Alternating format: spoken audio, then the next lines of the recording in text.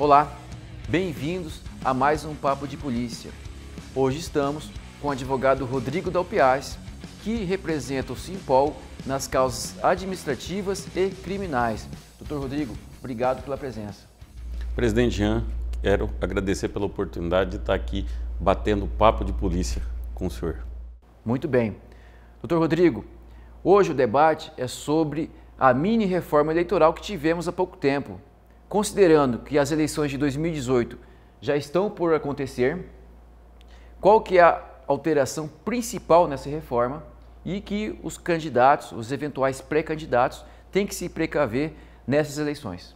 Presidente Jean, a reforma eleitoral ocorrida em 2017, já com vigência para as eleições de 2018, que horas se aproximam, o ponto principal dela é que essa eleição de 2018 ela vai ser o termômetro para as próximas eleições, em razão das alterações na Constituição e nas demais legislações eleitorais que vigem no nosso país.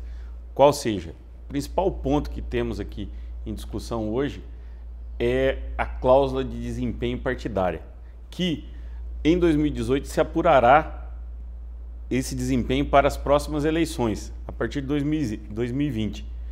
Exemplo, falando de uma maneira muito breve sobre esse tema. Teremos, a partir de 2020, o fim das coligações partidárias para as eleições proporcionais. Ou seja, esse ano, nas eleições de 2018, ainda teremos as coligações proporcionais. Qual seja, os partidos poderão se coligar para as eleições de deputado estadual, federal e senador e governador e presidente da República. Já a partir de 2020, que serão as eleições municipais, não haverá mais coligação para os cargos da proporcional, qual seja, os vereadores, podendo se coligarem apenas para a majoritária, que será prefeito. A cláusula de desempenho, cláusula de barreira, de uma maneira muito breve, é o quê? Cada partido político vai ter que, nessas eleições de 2018, eleger no mínimo 9 deputados federais em 1/3 das unidades da federação, 1/3 dos estados, ou 3% de desempenho eleitoral dos votos válidos. Para quê? Para poder participar do fundo partidário e ter horário de televisão. Já isso daí será apurado para que se aplique nas eleições de 2020. Consequentemente, o partido, se vier algum candidato se eleger em um desses partidos que não obtiver esse desempenho, essa cláusula, que não obedecer essa cláusula de desempenho, ele poderá efetuar a troca de agremiação sem perder o seu mandato. Então essa é um dos pontos principais em relação à cláusula de barreira. Aí temos mais outros pontos da reforma eleitoral. Pré-candidatura. Pré-candidatura. A pré-candidatura, o candidato, antes do período eleitoral, ele pode dizer: serei candidato, principalmente porque ele tem que se viabilizar dentro da agremiação e ainda dentro da coligação a sua candidatura. Então, ele pode dizer o seguinte: eu tenho um bom projeto político, eleitoral e serei pré-candidato. Contudo, ele não pode pedir voto, ele não pode dizer, estamos juntos aí nas próximas eleições. Ele só pode dizer o seguinte: eu tenho um projeto político que quero apresentar para a sociedade. Ponto. Mais nada além disso. E que o cidadão, o policial civil no caso, também qualquer tipo de operador de segurança pública, pode já atuar desde agora para fiscalizar o bom andamento das eleições. O policial civil e demais membros da segurança pública como um todo, ele que tem um papel de investigar, de realmente acompanhar a atuação da sociedade dentro da lei, ele pode verificar justamente isso que acabamos de relatar aqui. Se os pré-candidatos estão ou não já pedindo votos, se já há a dita, entre aspas, compra do apoio eleitoral, ele já tem um apoiador local lá, já está mandando salário para aquele apoiador, já está mandando dinheiro para combustível. Então isso aí, o policial civil e as demais forças de segurança pública que auxiliam o Ministério Público Eleitoral na fiscalização, pode atuar dessa forma. Se precaver com a campanha antecipada. Se precaver com a campanha antecipada.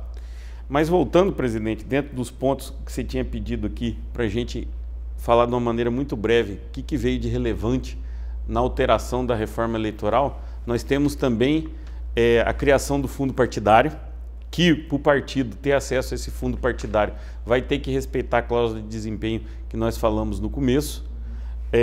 Tem também a permissão já no período eleitoral, agora, de utilizar as redes sociais. Já era permitido, mas agora se permite o impulsionamento, ou seja, contratar o órgão, o provedor da rede social para fazer um impulsionamento, divulgar a candidatura, o projeto político, mas isso lá durante o período eleitoral.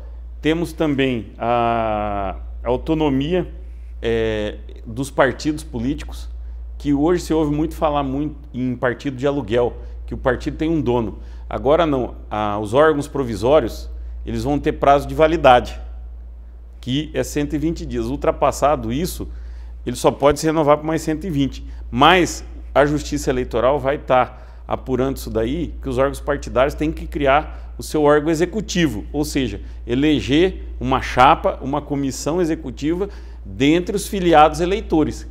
O filiado eleitor do partido, que é filiado, ele tem que eleger uma chapa para aquele órgão partidário, seja estadual, seja municipal, seja federal. Outra coisa também que aconteceu foi a redução do tempo de campanha.